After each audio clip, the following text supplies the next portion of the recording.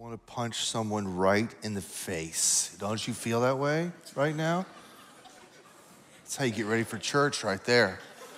Just fight somebody. Good morning and welcome to church. My name is Darren. If it's your first time, we'd love to welcome you. Hey, give it up for all our first-time guests for joining us today. It's a big deal.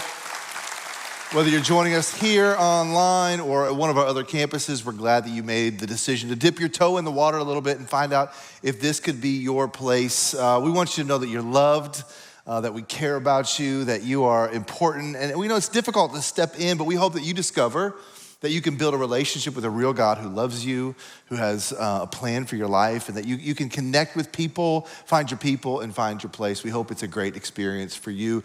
Like I said, my name's Darren, and I'm not from this area any longer. I did go to school up the road at Taylor University. Any Taylor grads in the house today? No. Okay, there never are. Every time I ask, it is a school in the state of Indiana. I live in California now, though, so it's an honor for me to be here. But I do have a question for you guys, just being from Indiana, y'all being here. My first question was just, how are you doing with the whole, Halliburton? How are we doing okay? Is it, Tyrese, you gonna be okay? You guys recovered yet from that? So close. I feel there's a spirit of mourning in the room a little bit, like another one just slipped through your fingers, you know? I was rooting for y'all, I really was. But you still got Caitlin, you know what I mean? You still got Caitlin, so it's all good, right? Great year for sports for you guys, but I'm now in Northern California, and we're in Sonoma County, the Napa area, so if you're ever out that way doing some wine tasting, we can't say that in church.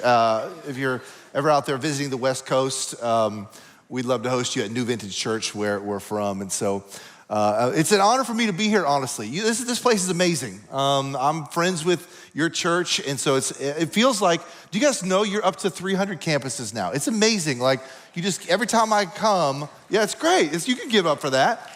Every time I'm here, they give me the list, and they're like, could you please welcome all these campuses? And for like the first 2 years, I was like, all right, I'll memorize this list. And now I'm like, I'm not doing that. Like, I don't, that's too many now. It's too many campuses, but give it up for Pastor Danny and all the work he's doing and just the great work of your church leaders.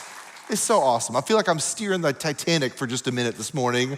I'm just trying not to hit the iceberg. That's my goal this morning, is not to wreck this thing. And so honestly, it's a real honor for me to be here and wrap up this series. We started this series, Fight, a couple of weeks ago, and Pastor Danny talked about getting in some fights himself. I really would have loved to have been there for that, to see that happen. I personally have not got into a lot of fights in my life with my siblings. You know, I did punch my brother in the face one time. Felt so good. And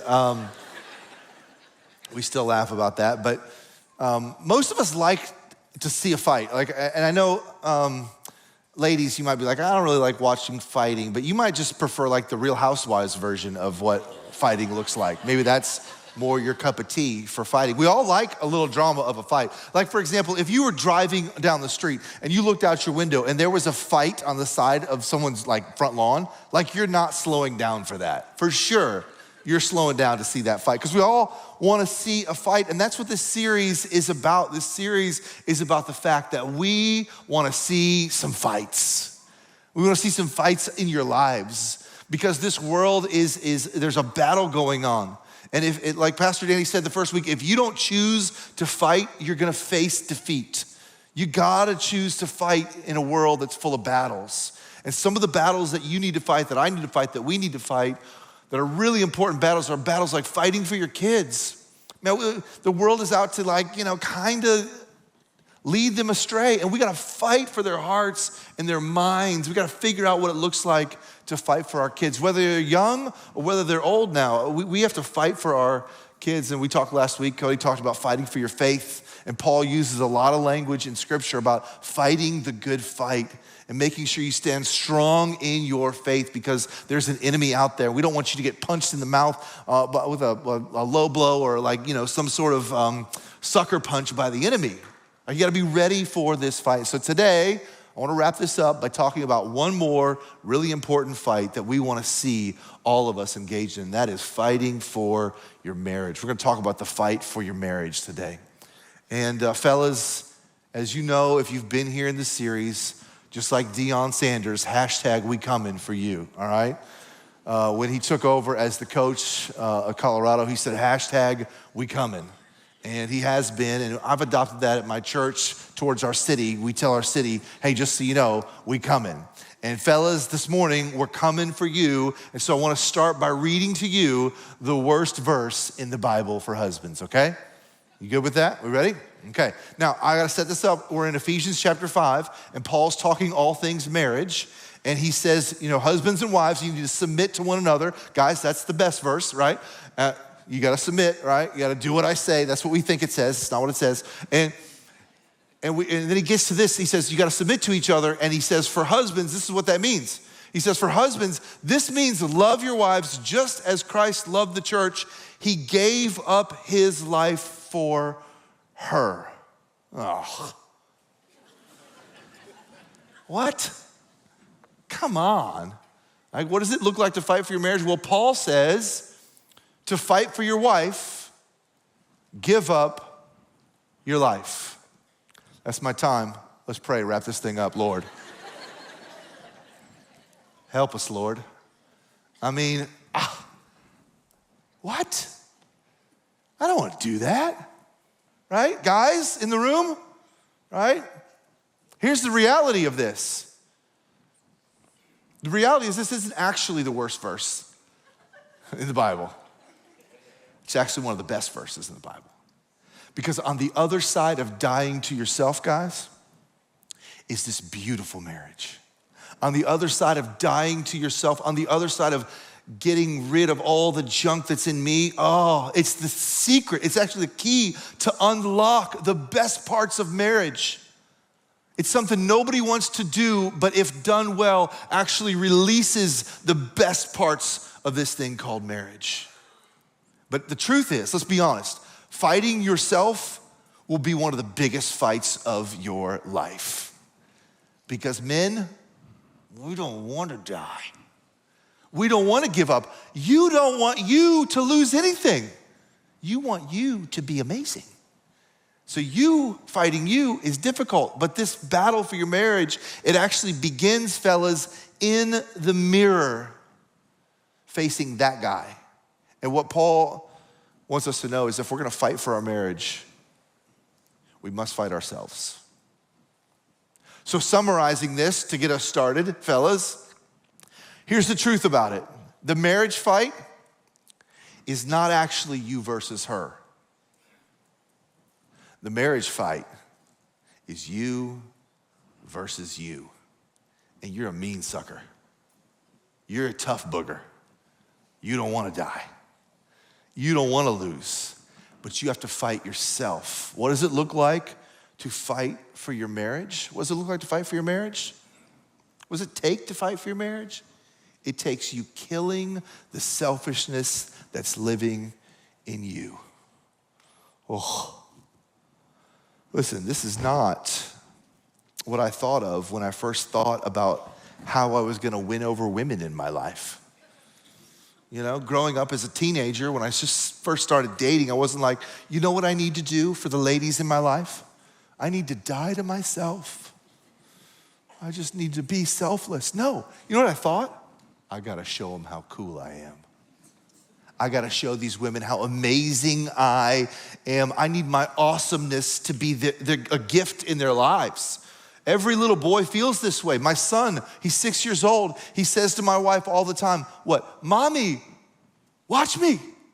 Watch me, watch me, watch me, watch me. That's what he says. And when you get older, it just sounds like, honey, hold my beer and watch this. That's how it looks when you get older. Because we as men, we just want to impress you women. We just want you to be so impressed by us. We want you to think, wow, what a guy. Just a real quick survey to the guys out there. Fellas, just show of hands. How many of you feel like at some point in your life, you knew what it took to impress a woman? Like you had what it took to impress? Just raise your hand. Just come on. Don't. You got two hands right here, right? You just, like we thought we had it figured out. I did. I thought I had it figured out, dude. In fact, when I was in college at Taylor University that none of you have heard of, that's an hour up the road, I was a buddy and I, we realized that like guys didn't know how to take girls on dates, so we decided to start this business called Boyfriend Central, right? It was actually it was a true nonprofit, actually. We didn't make any money. And what we did was we would plan dates, and we would help guys figure out like a good date to go on. So we had this long list of ideas, and we would be like, here's what you gotta do. You gotta plan this thing. We would help guys figure out how to take girls on dates. And honestly, we were killing it. I mean, honestly, they were coming to us, in droves, like, give me another idea. That one worked so well, like following up with people, checking stats, and asking them how it went. And so we thought it was great. We were feeling ourselves. We were like, we are so good at this, which is why it was shocking to me that when I got married, I stunk at it. I mean, I was awful, right? I mean, I was terrible. I mean, my wife and I, we couldn't get along. We couldn't understand each other. I mean, I was trying all the stuff that I normally tried, and none of it was working. I mean, I was tactically out of ideas, and we were struggling. I mean, we were praying that somebody would die, and it wasn't me. I wasn't praying that I would die, I wanted somebody to die, and it wasn't me. And she wanted somebody to die, and it wasn't her. Like, we had this tension between us where we were really asking God, like, why would you let this happen? Why didn't you stop this when you saw what was coming? We know you could see the future, and you just let us go right ahead with it. We were mad about it. And the reason I bring that up is because I know that when we talk about marriage in a room this size, we talk about marriage with you watching online, we talk about marriage, we got 9 or 10 campuses watching, wherever you're watching from. I know that in a group this size, we talk about marriage. Some of you are struggling. And not just a little, but like, I'm running out of hope. And I didn't even want to be here today because I don't know. I don't know if we can even go on. So when you talk about marriage, I don't know. And you might be tempted to look at the pastor guy and be like, oh, pastor guy, he probably loves selflessness. I assure you, I do not. And it was a struggle and a challenge, and it was a fight for us. But I want to just encourage you today that God can heal and redeem and restore anything that he wants to. And it is worth the fight. It's worth it to stay in the marriage. Oftentimes you think, well, the grass will be greener on the other side. But I believe that the staying in the fight is far greater, and that sometimes leaving the fight and dealing with the fallout is even more difficult. There's no guarantee of things getting better just because you gave up on the marriage. I promise you it's worth it to stay in the fight. And I am proof, I'm living proof that you can heal and restore. I can say to you today, with my wife probably watching online, babe, I love you, and I'm so glad that God put us together to get through this fight and come to the other side of it. We are on year 14 of a hard-fought hallelujah marriage this summer, and I'm so grateful for my wife at this point. This is my wife here, this is Molly, this is us in our bougie Sonoma County wine country. Yeah, that's right. This is a picture of me kissing her in front of the camera lady, just to annoy her. And this is our family right here. These kids are worth the fight. She's worth the fight. Our marriage is worth the fight. I'm so glad that we fought for it. And listen, I know if you're there today, if you're in a space where you're like, I don't know if I can go anymore. In every boxing match, there's a break between the rounds where you come and you sit in the corner, and the coach encourages you, and the coach patches up some of your wounds. And tells you can do it, you can keep going. And if that's you today, if you're today, you're in a fight for your marriage and it feels like it's hopeless, no matter where you're watching from, would you be willing to just come to the corner today? Just come to the corner and let me be your encouragement. Let me be a coach in your corner this morning and just speak a couple things over you that might be helpful today. And would you let the Lord heal up some of the wounds? And then you're gonna have to get back in the fight.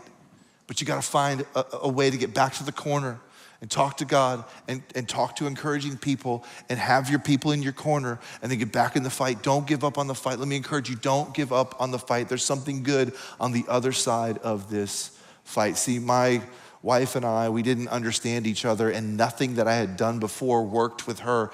Previously, when I dated girls, if we got into like an argument or something like that, I would just go give them a hug, and say, oh, I'm so sorry, and give them a hug. I did that with my wife the first time we were in a big argument, and she was like, don't touch me. And I was like, what? But hugging is how we heal. She was like, not me, dude, not now, nah, get away from me. I was like, this is new, okay. So I thought I'd try something else. So with other girls, I'd write cards and give them flowers. If things weren't like, going great, I'd just like apologize in a card and flowers. So one day I put a card on the floor in our house so that when she came home, she would see it with some flowers and a card. And I was over here in another room. It was like the study or something. It was like the office. Nobody says study anymore, right? We're playing Clue over here. I was in the conservatory and with a candlestick. And no, I'm sitting in this room and I put it where I could see it. And I heard the door open and I heard her walk in and I thought, all right, she's gonna be so excited. I watched as she stepped over the card and went the other direction. I was like, okay, all right. And she was like, I don't want a card when we're sideways, Don't do that. I was like, all right. I called up Boyfriend Central. I was like, bro, what am I doing wrong? He was like, you're gonna need Husband Central. I was like, how do I get that? He's like, it doesn't exist. You're in trouble, dude. See, I was still looking at my marriage through the lens I'd always looked at with women, which was, how can I impress her? What do I have to do to make her realize what a gift she has in me? I was thinking about this. What else could I do so that she could see how blessed she was to have moi in her life?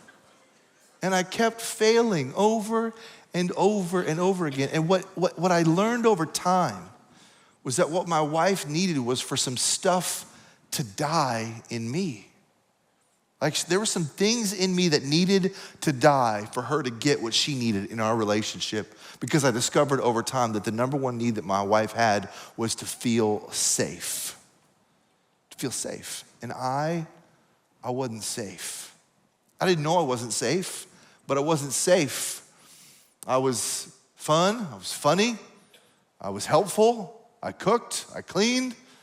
I took her on dates. I thought I was doing everything the way I was supposed to do it, but I wasn't safe. See, I grew up like a lot of guys grow up. Everything was a competition for me. Anybody else? Competition? Everything was a competition for you? A few of us? Boy, that does not really work well in marriage. It's not like the number one tool to win over your wife, to beat her at everything, Let me see if I can really win you over. I'll be right all the time. I'll argue everything you say. I'll just keep arguing and arguing. See, stuff had to die in me for her to thrive. I had to figure out what it was that needed to die in me for her to thrive. See, I had a problem. I had a temper. And when she would bring things to my attention, I would fly off the handle. I'd yell and I'd scream. I know no other guy in here ever has that issue. No other woman in here has that issue. Shoot, we all struggle with some of these things, right? And I'd lose my temper and I'd fly off the handle. I remember one time I was just trying to impress her. I just wanted her to be happy. That's all we were trying to do, right? And so she had moved into my house when we got married, and she had mentioned to me, I don't want our house to be your house. I want it to be our house, and so I want to change some things. So I was like, okay. I'm listening to what she wants to change. One of the things she said she would like to change was the closet in our bedroom. Like, let's figure out how to make it, better. And so I listened to her a little bit, and I was like, you know what I'm gonna do? I'm gonna surprise her. I'm gonna fix that closet for her. And so one day I took off, work, and I spent the whole day working on this closet. And by 5 o'clock when she came home, I was done. All put back together, all repainted, remodeled, everything. And when she got home, I was like, babe, I got a surprise for you. She's like, oh, cool, what? I take her back to the closet. She looks at it, and she goes, why did you do this? And I was like, oh, shoot.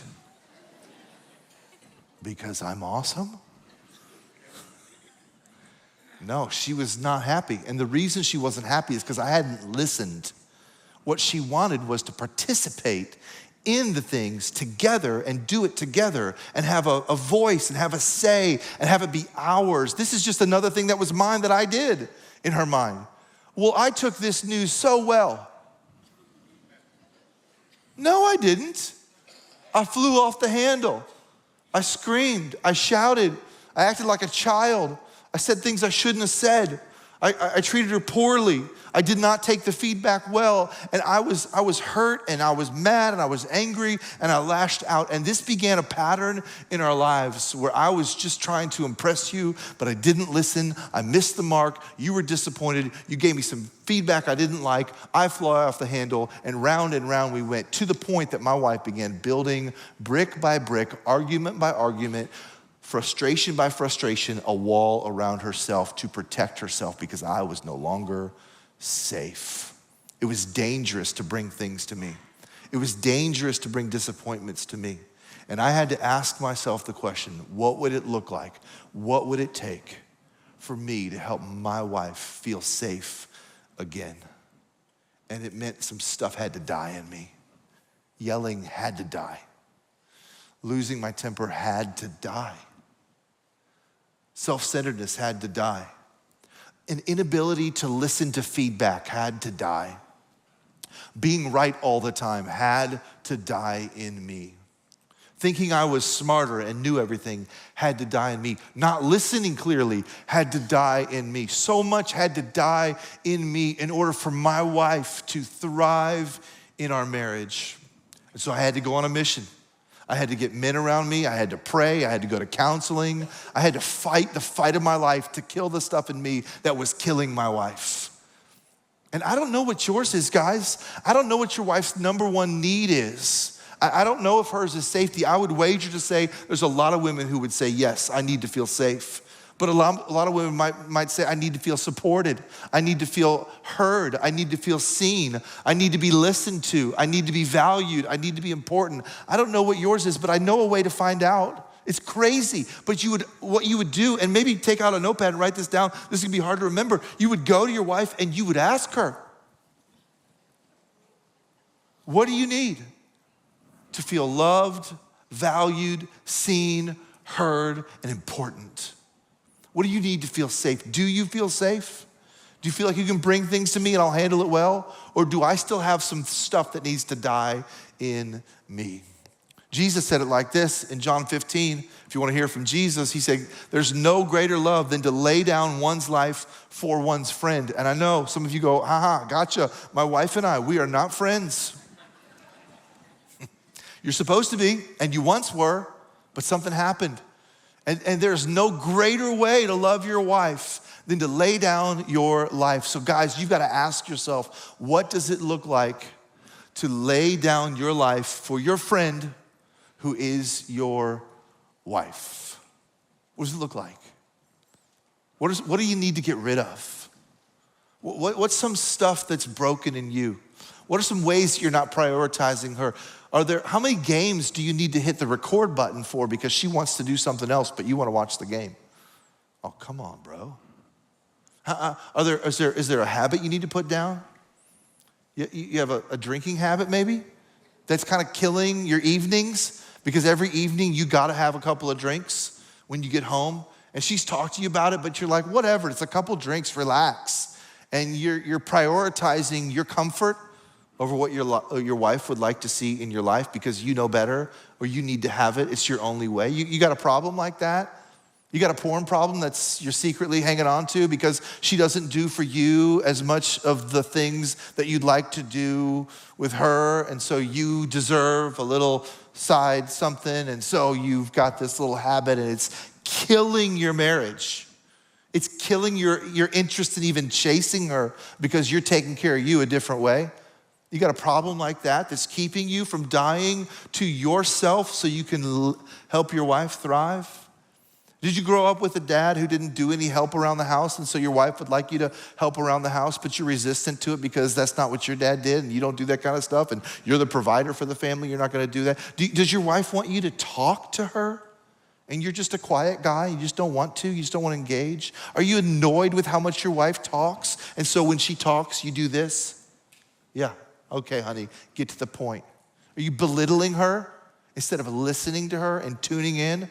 Does your pride and arrogance need to die because you are so smart, you're so much smarter than your wife? If she could just listen to you. things would go so. You got some arrogance in you? I know I'm punching you in the mouth right now. But fellas, listen.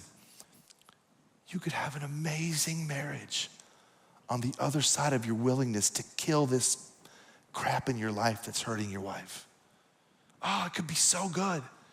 As Christ loved the church and laid down his life for her, we're to love our wives by laying down our lives for them. Oh, it can be a beautiful thing. It could be so good. I promise you, every woman who's married in this room, in her mind right now is going, let's go. And I'm not saying women don't have things to work on. They do. We're doing that series next year. But today, fellas, I'm talking to you. Come on, what a gift for the women in your life. Ladies, it's not because we don't care. It's because if we could get the men to truly see what they need to do in their lives, oh, what a gift to the ladies in our life. See, I had to come to this conclusion that the best way to impress my wife, because I wanted to, the best way to impress my wife was to die to myself. Oh, she's far more impressed now. Far more impressed when I handle feedback well. Far more impressed when I don't fly off the handle because she wanted me to talk about something that I was doing that annoyed her, right? Now, I'm telling you, we've been to so much counseling. We could give you free counseling at our table. If you came to our house and you sat at our table, we could give you quality, very expensive counseling at our house because we've been to so much of it, because I needed it so badly. And I could tell you, make sure you appreciate one another. I could make sure you don't go to bed angry. I could talk about active listening. I could talk about make sure that you don't, listen, here's a good one. Do not argue past 9 o'clock, okay? Nothing gets solved after 9 o'clock. 9 o'clock on is for cuddling, etc. That's what it's for. It's not for arguing. Don't ever argue after 9 o'clock. It's worthless. You'll just get into a fight. You're tired, you're worn out. It's not a good time. There's lots of things I could tell you about your relationship that would be helpful for you. But truthfully, the real issue is, do you want to get better? Are you willing? Guys, are we willing to lay down our lives? Because if you're willing, shoot, you could find this on ChatGPT. ChatGPT is your friend on this. All you have to do is put this prompt in right here. Prompt, what are some ways that men need to fight for their marriages to save them and make their wives feel loved and supported? Go ahead, take a picture, I'll wait. Come on, guys, take a picture. I know you don't want to take a picture because I just told you to. And guys in the room are like, I'm not taking a picture, he told me to. Triple dog dare, take your phone out, take a picture. I'll wait. You need to do this. You want to figure out how to love. You want to have a better marriage? You want to have a marriage that like rocks, that's like so good, where your wife is like so enamored with you? Guys, you want your woman to love you, don't you? Don't you want to impress? Then figure out what she needs. Take a picture, put it in ChatGPT. If you're married in here and your man did not take a picture, I just want to take a moment and pray for you. Put this prompt in. There's lots of things you can do. One of the best pieces of advice that I ever got, I want to give to you today. See, we all need a space where we can freely tell each other what's annoying us. And so one counselor told my wife and I that we need to make a regular habit of going on a working date. Schedule a working date every month. What's a working date? It's a date where you each get 30 minutes to tell the other person how they're terrible, okay? But you know it's coming, so you're ready for it, right? And so you literally get a timer and you go 30 minutes. And so listen, it's like when you're going through your life and something's annoying you, but like this is not the right time to bring it up, you put it on your list and you're ready for the working date. And then when you get to the working date, you hit the timer, 30 minutes. Let me tell you a couple things. And you are ready for it. You go, because in this moment, I say to my wife, all right, babe, hit me. What am I doing that's annoying you? I'm ready for it. You're not catching me off guard. I'm literally, at our working dates, I'm like, hit me, come on, what you got? You got something, what am I doing that's annoying you, right? And she can tell me without me getting defensive because I want her to. Well, this is the space for it. This is the place for it. This is where we work on it, right? So come on, girl, let me have it. What do you got? One time she said to me, do you know that you put paper towels in the sink after you wipe down the counter and you just leave them there and they get all nasty and wet? I was like, I don't do that. She's like, yeah, you do. I'm always throwing them away. For the next 3 weeks, I realized, oh my gosh, I do that all the time. So now I don't. I said, bet I can do that. Fine, I won't bloom anymore. The other day we had a working date a few weeks ago, and she said, we have a chair in our bathroom, and every time I want to use it to like sit down and put my shoes on. But every time that I go to sit down, your clothes are on it. Can you please not put your clothes on that chair? I was like, for sure. You guys know what I did yesterday before I left for this trip? I checked the chair, baby. I said, oh, let me see, before I go, let me see if I got any clothes on the chair. I took them off, I put them away. I was like, I'm the baddest husband on the planet. Look at me. I care about my wife and her sitting down to put her shoes on, right?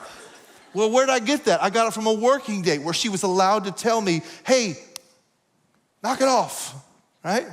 We need, every marriage needs working dates where you can tell each other, please work on this. And here's the rule. If you get in a fight during a working date, okay? If you get in a fight, because you will. We have, all right?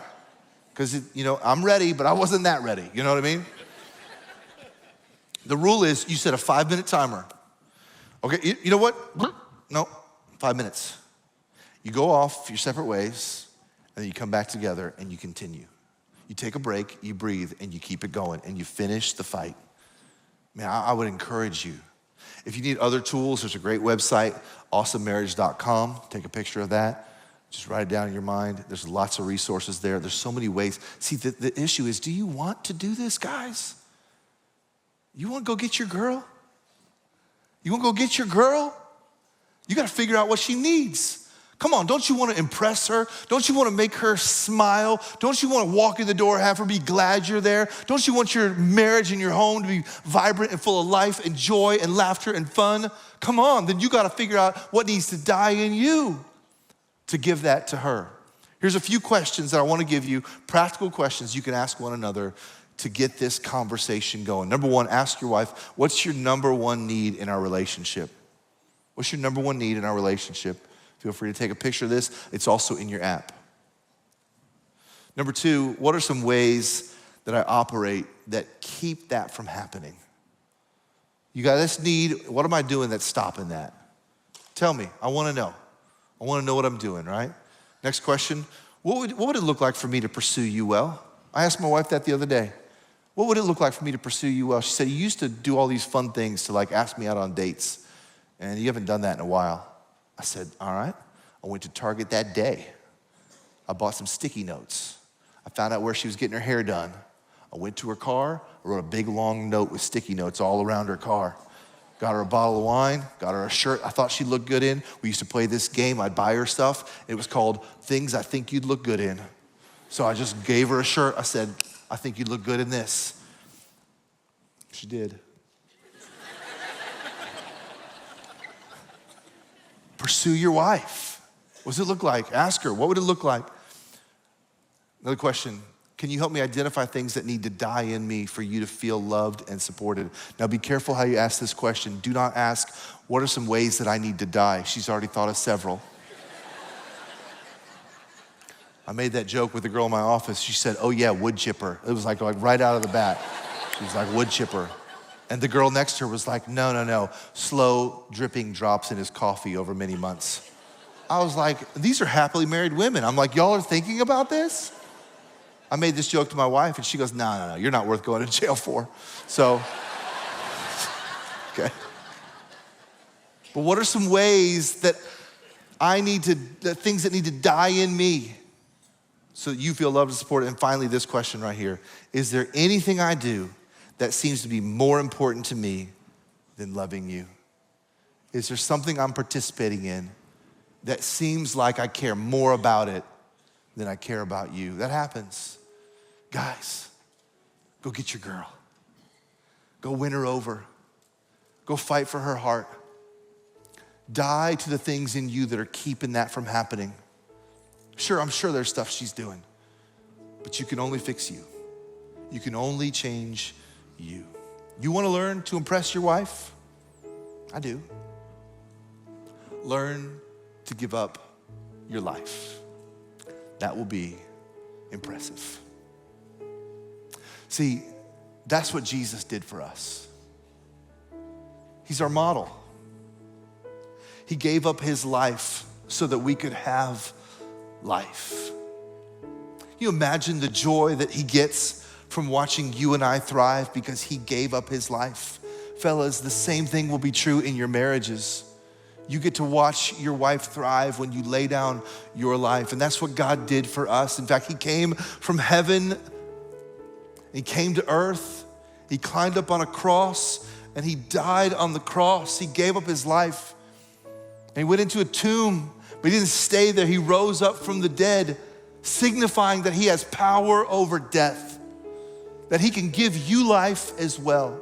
If you've never begun a relationship with that God who came to earth in the form of Jesus and died on a cross and paid the penalty for our sin, I want to give you an opportunity to do that, to say to him, God, I know I fall short. Everyone falls short of the glory of God. I know that I'm a sinner and I need your grace. I need to be saved and rescued from my own brokenness. We want to pray a prayer together today to give you an opportunity to do that. So if you bow your heads and close your eyes and pray with me in the quietness of your mind and the sincerity of your heart. If this is what you want to do, just say something like this to God. Heavenly Father, I want to ask you to come into my life. I want to thank you for dying on the cross for me. Thank you for giving up your life so I could have life. God, would you come into my life? Would you forgive me for my sin? And would you make me who you want me to be? I want to follow you all the days of my life. I pray this in Jesus' name, amen. If you prayed that prayer, we want to celebrate with you. You celebrate with the people who made that decision today. It's the best decision you'll ever make with your life, to give your life to him. And we want to make sure you have all the resources that you need. So we've got these boxes called Save Boxes. Inside of it, there's a New Testament. One of the things that you'll need to do as you begin this relationship with God is open his word and let the word of God speak to your life. So you can grab one of these. You can text some number that used to be right here that's gone now, 65 something. It's too small for me to read. Honestly, I'll be honest for you. I'm not young anymore, okay, Cody? I'm not a kid anymore, but you can text that number somehow, or pick one up at your information table at all of your campuses. And if you're watching online, you can actually give us some more information, and we'll send one out to you in the mail tomorrow. But we want you to have everything that you need for that. At this time, our band is actually going to come, and we're going to sing a song together. It's called Crowns Down.